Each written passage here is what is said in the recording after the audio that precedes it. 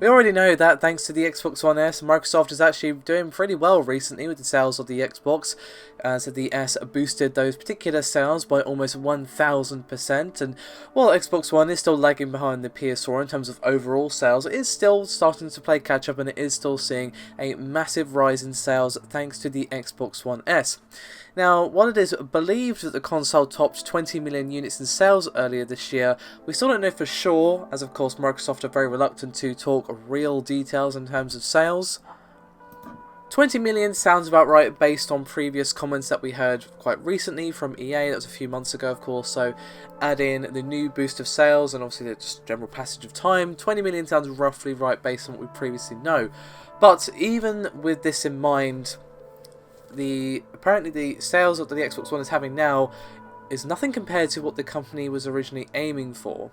Now, as we already know, the train wreck known as Don Matrick was in charge of the Xbox division when the Xbox One was in development, and of course when it was initially revealed and released. And apparently the original goal for Microsoft and the Xbox One was to sell 200 million units of this particular console. Now, this was revealed by Phil Spencer in a recent interview with Stevivor. Now, this is actually an insane goal. No console has ever reached 200 million. The best-selling console of all time is the PlayStation 2, and by the time the production process completely ended, the console had sold 150 million units worldwide. And that is the most successful console of all time. And that it had a very long production cycle, because even after, of course, we moved on to the PS3 and Xbox 360, the PS2 was still being sold. It was still being purchased by people because it was a great console. So you're looking at a very long lifespan here, and only after that did it reach 150 million. So 200 million is quite the goal, to be honest. And Spencer said in the interview, quotes, "The goal that the team had was to figure out how we could sell 200 million game consoles. We've never seen a console sell that many units. The biggest individual console, the PS2, did 120 million or something like that." And apparently it was due to this very, very lofty goal that stopped the Xbox One from focusing purely on the gaming side only. So that is why we saw such a heavy push of those TV features, trying to make the Xbox One an all-in-one, full-fledged home entertainment systems with media features and all this other stuff. And of course, while they're still present, that isn't really pushed that way anymore. At E3 we just see games, games, games, games. But as we all know, that infamous E3 conference where the Xbox One was really fully fleshed out, it was very like TV and sports and fantasy football and all this other stuff, and apparently they were trying to diversify and attract as many people as possible to reach this 200 million sales goal. And Spencer went into a bit more detail here and said, quotes, "The approach the team took was people are moving to over-the-top video services and televisions getting disrupted, and if we could build a console that would be at the centre of this transition and really embrace not only people playing video games but also people with changing habits in television, you really take the console market and the gaming market and you expand it potentially."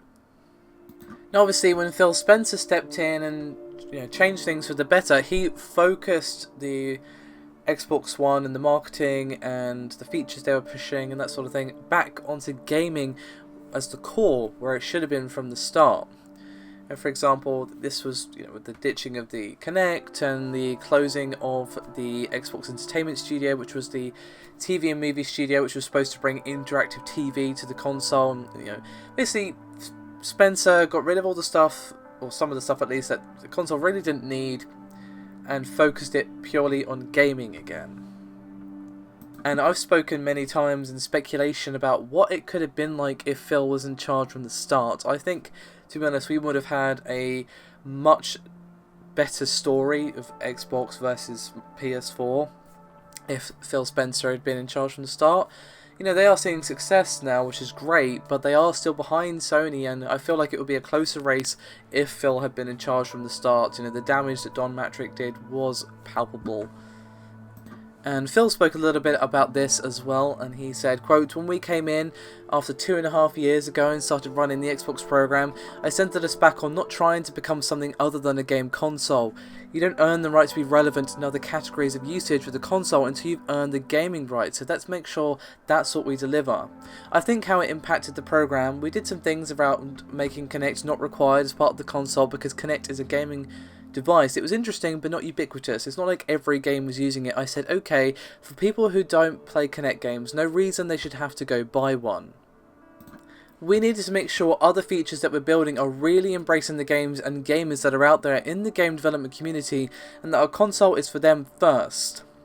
I'll say when we look at what people do on the console today, video usage is high as game usage. It's not like people aren't watching YouTube and aren't watching Netflix and Amazon and anything else that's there, but I still think that we have to succeed with gamers first before we get any permission to do anything else. Now, so this does seem to point to like they would be open to doing TV stuff in the future, and of course, you know, having the Netflix app and YouTube app and so on consoles, it's just handy. You know, if you'll have the console there, you might as well just power it on so you can watch Netflix rather than, you know, dragging your laptop down, hooking it up with a HDMI cable, doing the screen share thing. You know, could do all that, or you could just turn on your PS4 or Xbox One and, oh look, there's a Netflix app, and it's just way easier. So that's definitely a good feature to have, but while they might consider more TV stuff in the future, I don't think they should ever go as far as they did, at least not for a while, because that didn't really work. That's why people buy a console, because, well, it's a console. No one's saying they don't want Netflix apps on there. They're saying they don't want TV features being pushed at the detriment of gaming features.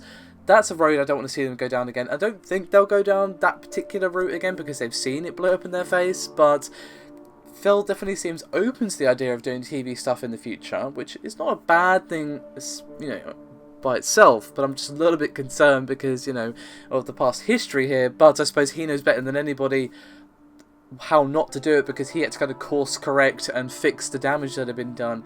So it's interesting stuff, and interesting how to be honest, almost impossibly high sales target directed the Xbox One in my opinion, wrong direction. If they'd been a bit more realistic with their sales figures, maybe they wouldn't have been like, oh my god, you know, we can't reach 200 million if we're just a gaming console, we need to do TV as well.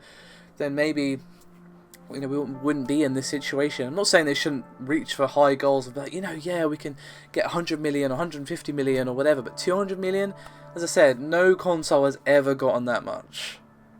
PS2 has come close, and even that is 50 million off, and 50 million is a lot.